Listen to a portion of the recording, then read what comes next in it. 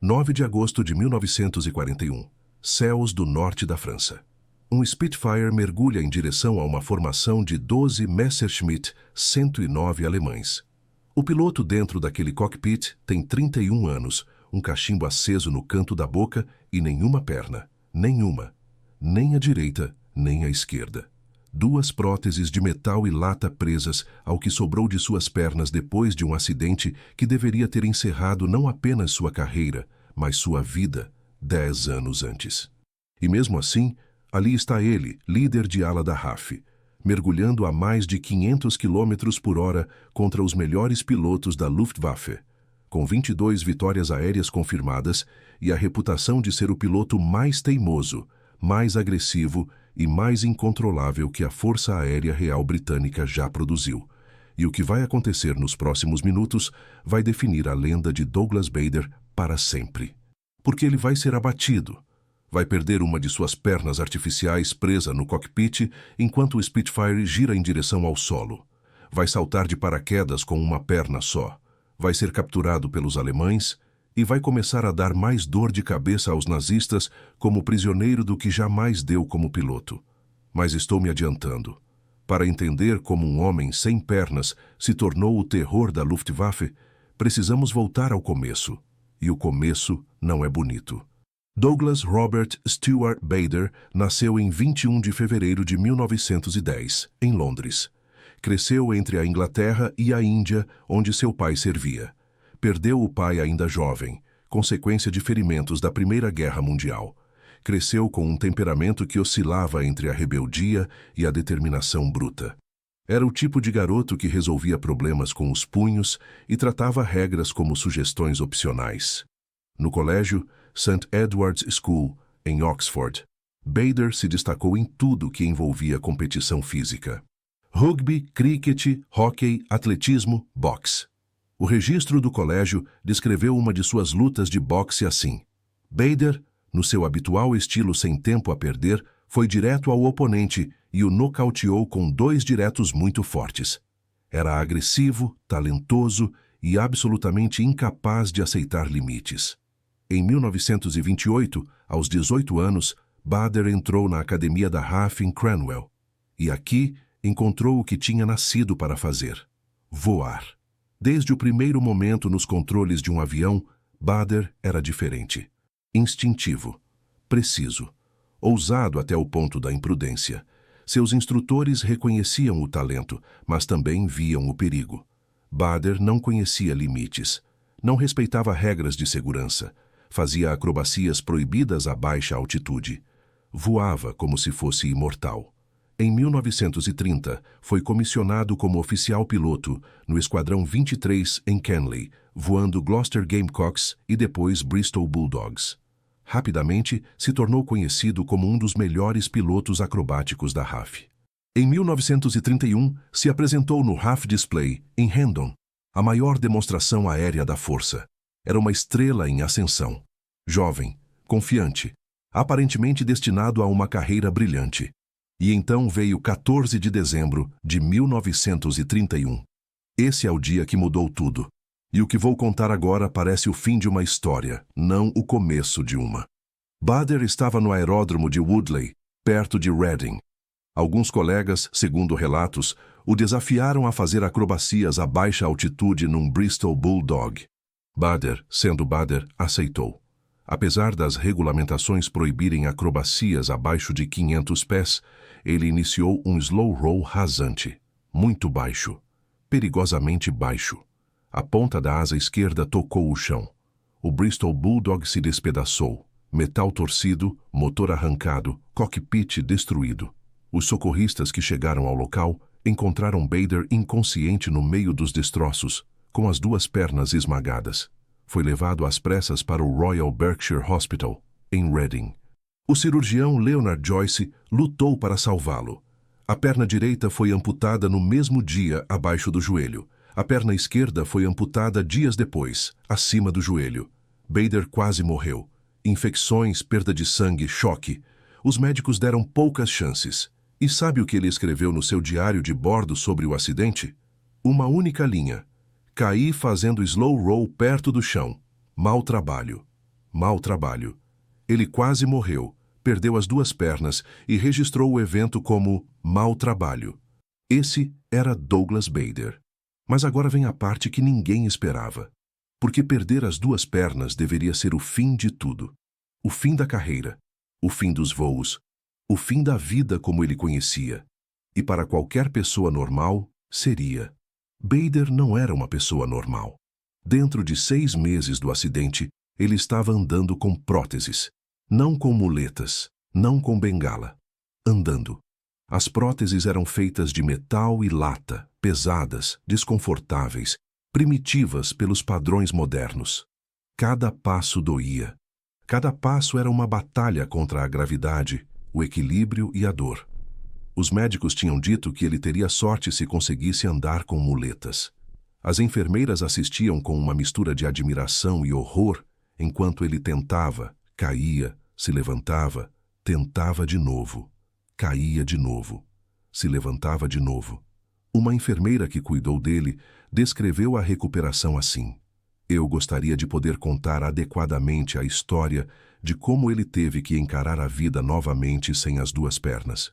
Foi incrível assistir à sua coragem e o retorno gradual de sua disposição ensolarada. Mas ele andou. E então começou a correr. E então começou a jogar golfe e rapidamente atingiu um nível competitivo que humilhava jogadores com 2 pernas saudáveis. E então começou a dançar. Dançar. Um homem com 2 próteses de metal dançando.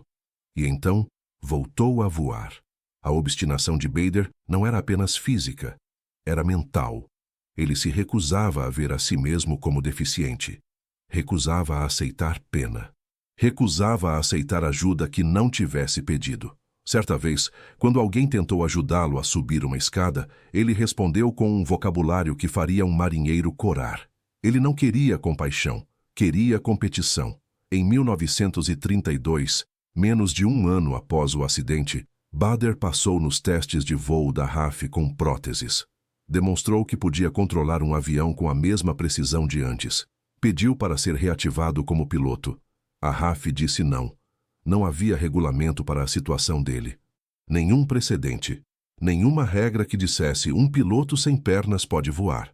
E como não havia regra que permitisse, a burocracia decidiu que não podia. Bader foi aposentado por razões médicas contra sua vontade em 1933. Imagine isso. Você prova que pode fazer o trabalho. Demonstra que sua deficiência não afeta sua capacidade. E te mandam embora mesmo assim. Não porque você falhou, mas porque o sistema não sabe o que fazer com alguém como você. Não havia precedente. Não havia formulário. Não havia caixa para marcar num documento burocrático que dissesse piloto sem pernas, mas competente. E quando a burocracia não tem uma caixa, a burocracia diz não. Bader saiu da RAF destruído, mas não quebrado. Nunca quebrado. Casou-se com Thelma Edwards em 1933, uma mulher que o conheceu depois do acidente e o amou não apesar de suas limitações, mas apesar de sua teimosia. Conseguiu um emprego na Asiatic Petroleum Company, que depois se tornou parte da Shell. Jogava golfe com uma habilidade que irritava jogadores com 2 pernas. Levava uma vida confortável, mas odiava cada segundo longe do cockpit. Cada avião que passava no céu era um lembrete do que tinham tirado dele.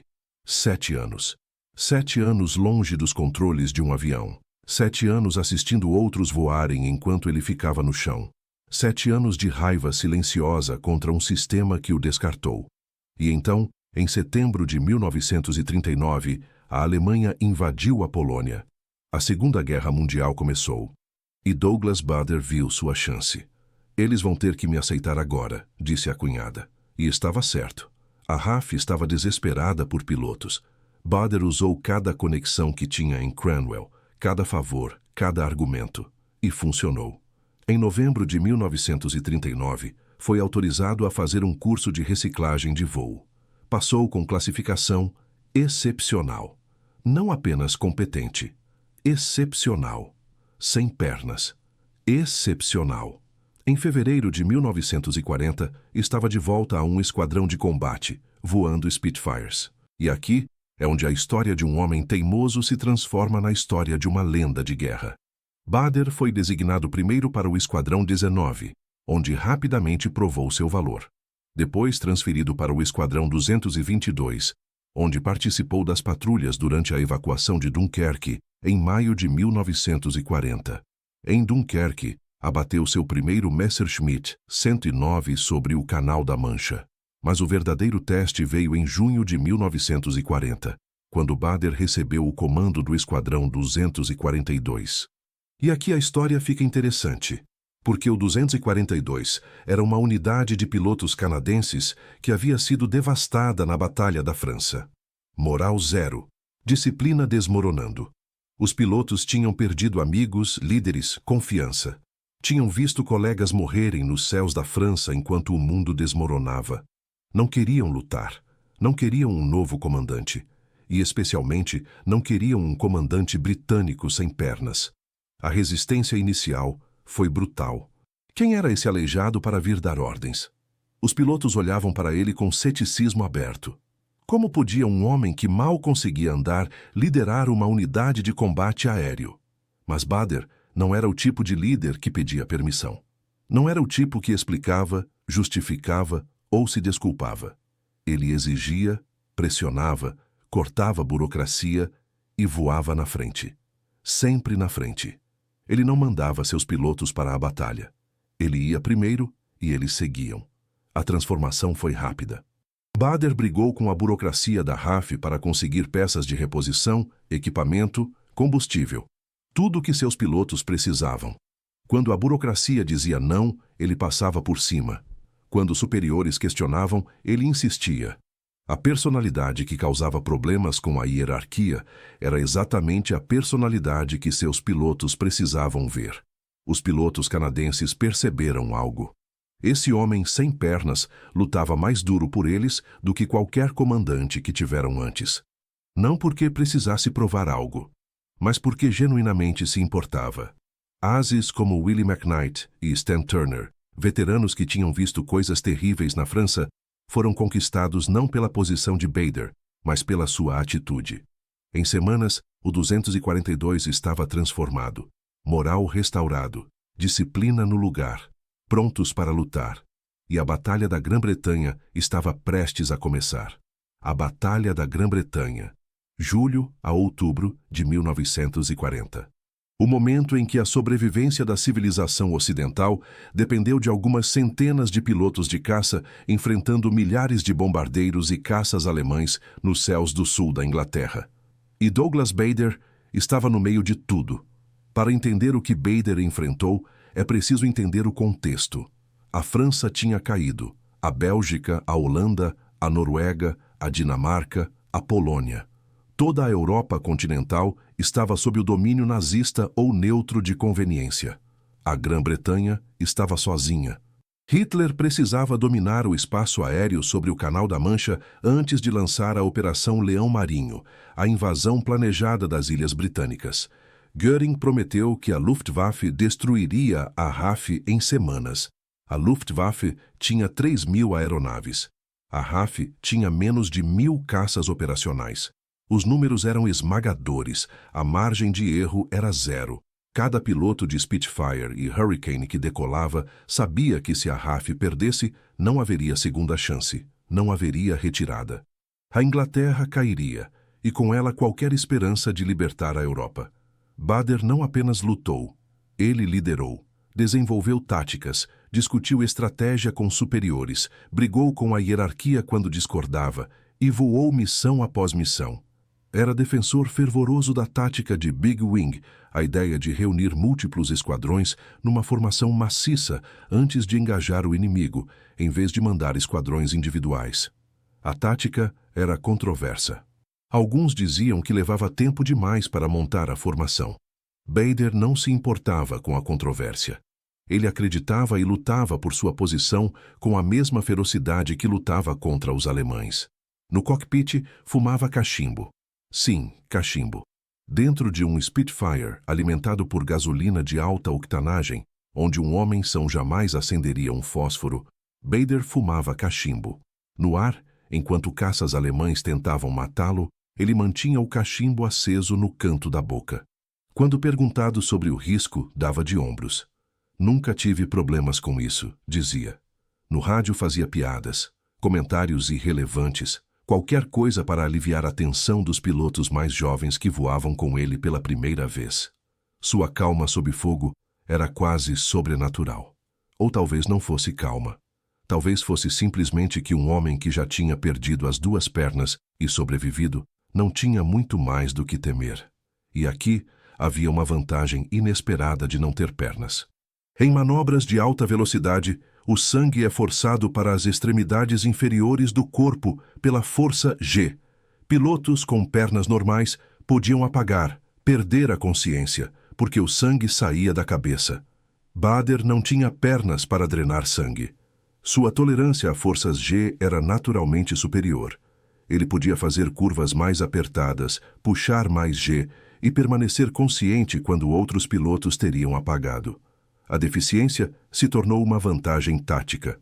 O Wing Commander Johnny Johnson, que se tornaria o maior as da RAF, serviu sob Bader e disse: "Fios invisíveis de confiança e camaradagem nos mantinham unidos, e o manto da liderança de Bader nos sustentaria e protegeria durante a luta adiante."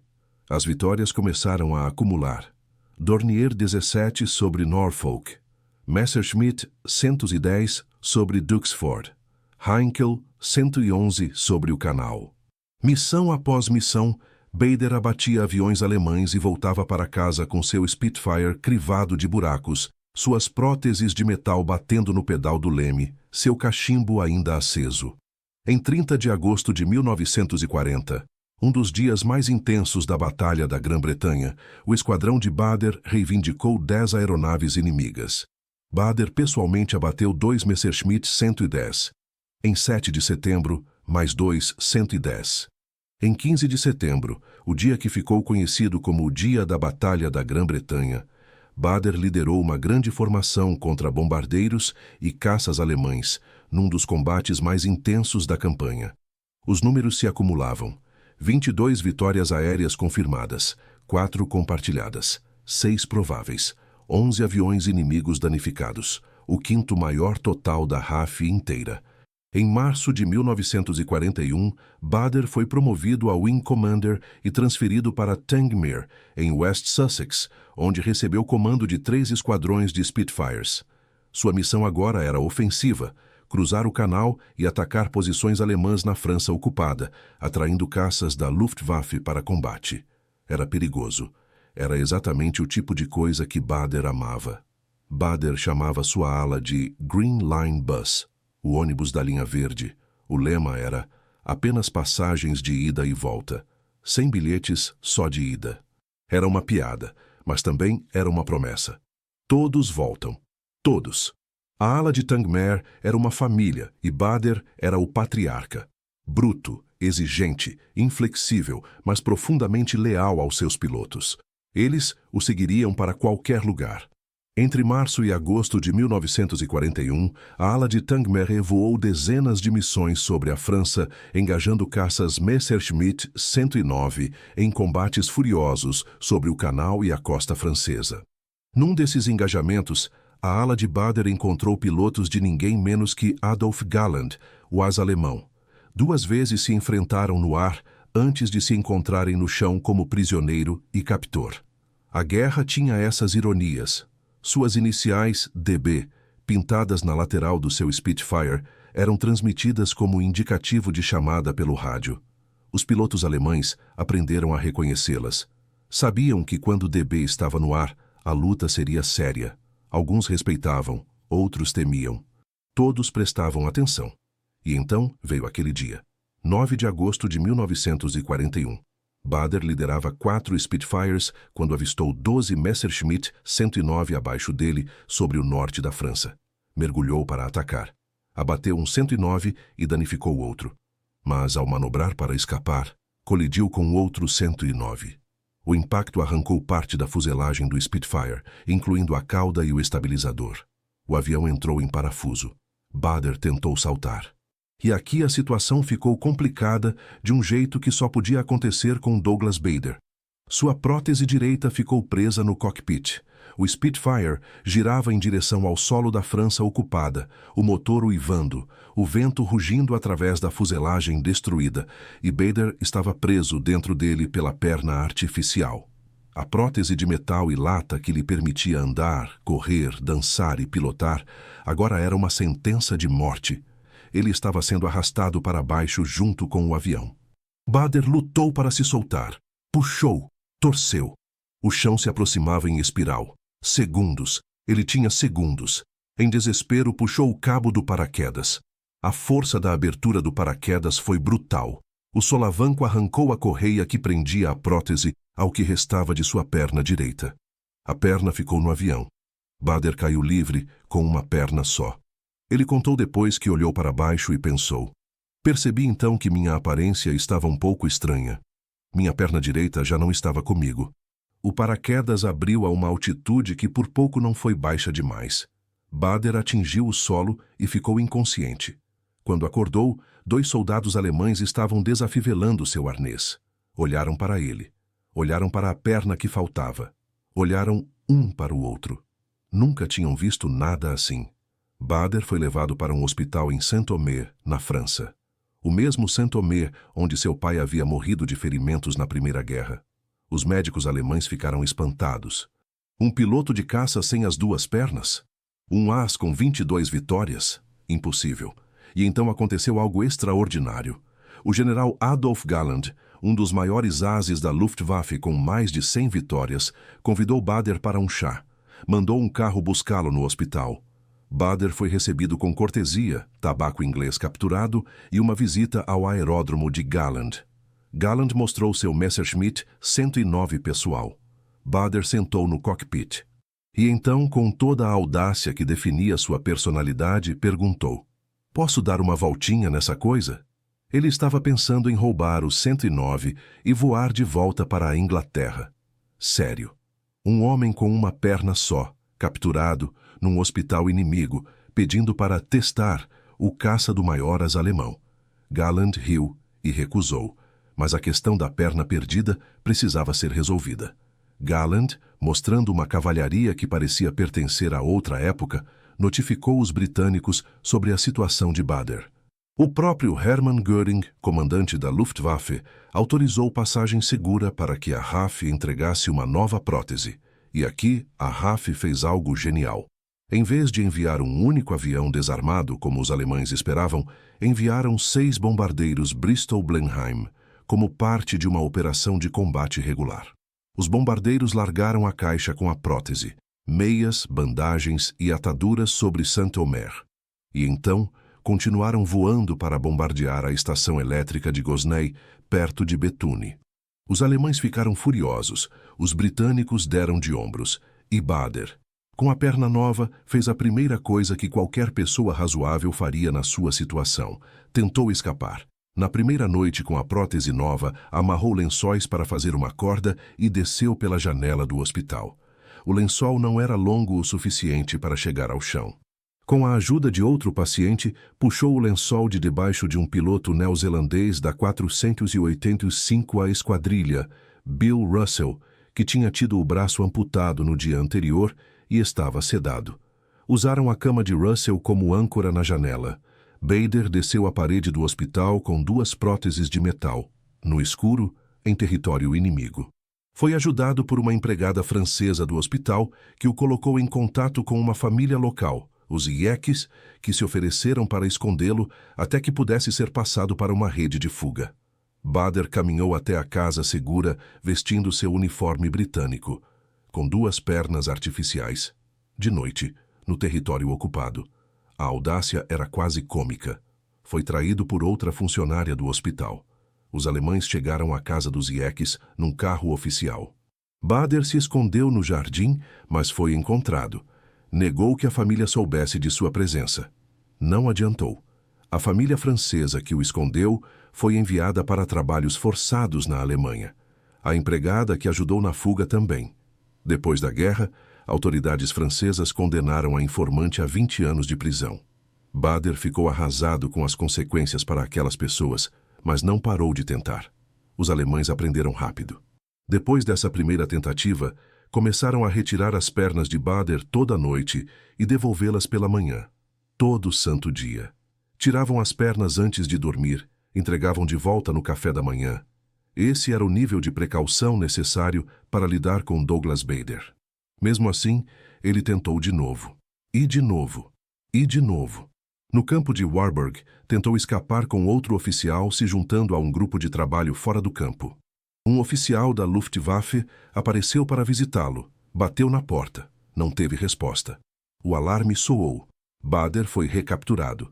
Depois de múltiplas tentativas de fuga, os alemães fizeram a única coisa lógica. Mandaram Bader para o lugar de onde ninguém escapava. Colditz. O castelo de Colditz, na Saxônia, era o campo de prisioneiros de guerra mais seguro da Alemanha. Paredes de 2 metros de espessura, penhascos de 75 metros de altura, guardas por todos os lados. O próprio Göring declarou Colditz a prova de fugas. Era para onde mandavam os prisioneiros mais problemáticos, os que não paravam de tentar escapar. Bader chegou a Colditz em agosto de 1942. Com sua típica audácia, informou aos alemães que esperava viajar em primeira classe e ser acompanhado por um ordenança e um oficial de igual patente. Os alemães, a essa altura, já sabiam com quem estavam lidando. Em Colditz, Bader encontrou outros prisioneiros famosos. David Stirling, fundador do SS. Harry Neve, o primeiro oficial britânico a escapar de Colditz com sucesso. Pat Reed, que escreveria os livros que tornariam Colditz famoso mundialmente. Era uma coleção dos homens mais problemáticos e mais engenhosos que os alemães tinham capturado. E Bader se encaixou perfeitamente. Ele continuou fazendo o que sabia fazer melhor, tornar a vida dos alemães insuportável. Praticava o que os prisioneiros britânicos chamavam de gunbaiting, provocação sistemática dos guardas. Encorajava outros prisioneiros a fazer o mesmo. Perturbava as chamadas de contagem. Provocava os oficiais, jogava água nos guardas das janelas. Planejava fugas que mantinham os alemães em constante alerta, desperdiçando recursos preciosos. Cada minuto que um guarda gastava vigiando Bader era 1 minuto que não era gasto na frente de batalha. E Bader sabia disso. Considerava seu dever causar o máximo de problemas possível ao inimigo, com ou sem armas, com ou sem pernas. A Gestapo o classificou como Deutschfeindlich, anti-alemão, como se isso fosse alguma surpresa. Os alemães ameaçaram tirar suas pernas permanentemente. Bader não se importou. Continuou provocando, continuou planejando, continuou sendo Douglas Bader. Quando recebiam prisioneiros novos, Bader os recebia pessoalmente. Explicava como as coisas funcionavam em Colditz. Explicava que o dever de todo prisioneiro era causar problemas. Explicava que a guerra não terminava só porque você estava atrás de arame farpado. Para Bader, Colditz não era uma prisão. Era outra frente de batalha. Diferente, sim. Sem aviões, sem armas, sem céu aberto. Mas uma frente de batalha mesmo assim. Ele ficou em Colditz até 15 de abril de 1945, quando o castelo foi libertado pelo primeiro exército dos Estados Unidos. 3 anos e meio como prisioneiro, sem jamais ter parado de lutar, mesmo sem armas, mesmo sem aviões, mesmo sem pernas. Os soldados americanos que entraram no castelo encontraram prisioneiros que tinham construído um planador completo no sótão, planejando voar para a liberdade. Encontraram túneis, chaves falsificadas, documentos forjados, disfarces. E encontraram um britânico com 2 pernas artificiais e uma atitude que sugeria que ele estava mais irritado por ter sido libertado antes de conseguir escapar sozinho. Quando a guerra terminou na Europa, Bader voltou ao serviço ativo. E em 15 de setembro de 1945, no 5º aniversário do dia da Batalha da Grã-Bretanha, Douglas Bader liderou um sobrevoo comemorativo sobre Londres, 300 aviões voando em formação. Na frente, um único Spitfire. No cockpit, um homem sem pernas, com um cachimbo no canto da boca, liderando da mesma forma que sempre liderou, da frente. Bader deixou a RAF em fevereiro de 1946 e voltou para a Shell, onde trabalhou por décadas, voando aviões corporativos ao redor do mundo, frequentemente acompanhado de sua esposa Thelma. Mas ele nunca parou de lutar, não contra alemães dessa vez, mas contra os limites que a sociedade impunha a pessoas com deficiência. Em 1954, o escritor Paul Brickhill publicou Reach for the Sky, uma biografia de Bader que se tornou um fenômeno. Em 1956, o livro foi adaptado para um filme com Kenneth More, no papel de Bader. O filme foi um sucesso estrondoso e transformou Bader de herói de guerra em ícone nacional. Gerações de britânicos cresceram conhecendo a história do piloto sem pernas que desafiou a Luftwaffe. Mas Bader usou essa fama para algo maior do que seu próprio ego.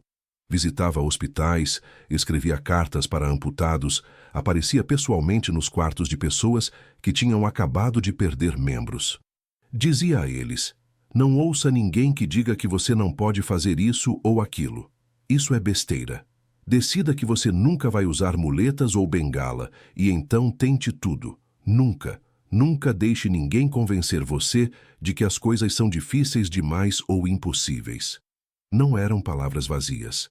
Eram palavras de um homem que tinha vivido cada sílaba. Um homem que andou sem pernas, voou sem pernas, lutou sem pernas, e agora inspirava outros a fazer o impossível. Quando Bader aparecia num quarto de hospital e olhava para um jovem soldado que tinha acabado de perder uma perna, aquele jovem via diante de si a prova viva de que a vida não acabava. Porque se Douglas Bader podia fazer o que fez, talvez houvesse esperança. Curiosamente, após a guerra, Bader manteve amizade com Adolf Galland, o asa-alemão que o recebeu para chá na França. Os dois se reencontraram e permaneceram amigos pelo resto da vida. Quando Galland e outros pilotos alemães, incluindo Günther Hau e Hans-Ulrich Rudel, chegaram como prisioneiros de guerra a Tangmer, a mesma base de Bader, foi Bader pessoalmente quem arranjou para que Rudel, também amputado, fosse equipado com uma prótese. A guerra havia terminado. A humanidade permaneceu. Thelma, sua esposa, desenvolveu câncer de garganta e faleceu em 1971. Em 1973, Bader casou-se com Joanne Murray. Aposentou-se da Shell em 1969 e continuou seu trabalho pelos deficientes. Em 1976, a Rainha Elizabeth o nomeou cavaleiro por seus serviços às pessoas com deficiência. Sir Douglas Bader. O garoto que quase morreu num acidente de acrobacias, que perdeu as 2 pernas, que foi rejeitado pela RAF, que voltou para se tornar um dos 5 maiores ases da Força Aérea Britânica, que foi abatido, capturado, que escapou, que foi recapturado, que provocou os nazistas até o último dia, que liderou 300 aviões sobre Londres no aniversário da batalha que salvou a civilização. Douglas Bader morreu em 5 de setembro de 1982, de ataque cardíaco, voltando para casa depois de um jantar no Guildhall de Londres. Tinha 72 anos. E aqui vale refletir sobre o que essa história realmente significa. Porque não é apenas uma história sobre um piloto brilhante.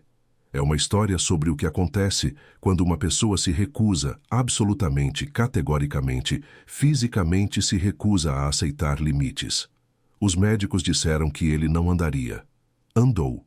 A RAF disse que não voaria. Voou. Os alemães disseram que não escaparia. Tentou 4 vezes. A sociedade disse que um homem sem pernas não podia competir com homens completos. Ele os superou. 22 vitórias aéreas. 5º maior total da RAF. Sem pernas, com próteses de metal e lata. Em cockpits que não foram projetados para ele. Contra pilotos que tinham todas as vantagens físicas que ele não tinha. E mesmo assim, quando os pilotos da Luftwaffe viam as letras DB no rádio, sabiam que o combate mais difícil do dia estava prestes a começar. A tolerância superior a forças G por não ter pernas. A teimosia que não reconhecia obstáculos. A liderança que não conhecia medo. A personalidade que transformava esquadrões destruídos em máquinas de combate. Tudo isso se combinou num homem que não deveria ter voltado a voar, que não deveria ter sobrevivido à guerra, que não deveria ter se tornado lenda. Mas se tornou, porque Douglas Bader não ouvia o que não deveria. Só ouvia o que queria. E o que ele queria era voar. Com ou sem pernas, com ou sem permissão, com ou sem chance. Suas próteses estão em exibição no Museu da RAF em Stafford, na Inglaterra. 2 pernas de metal que andaram, correram, dançaram, pilotaram Spitfires, chutaram guardas alemães e levaram um homem mais longe do que a maioria das pernas de carne e osso jamais levaria. A história de Douglas Bader não é sobre aviação. Não é sobre a Segunda Guerra Mundial. Não é sobre a Batalha da Grã-Bretanha. É sobre uma coisa simples e brutal. O que acontece quando você se recusa a desistir? Quando o mundo inteiro diz que acabou, e você olha para o mundo inteiro e diz, não, ainda não. Mau trabalho.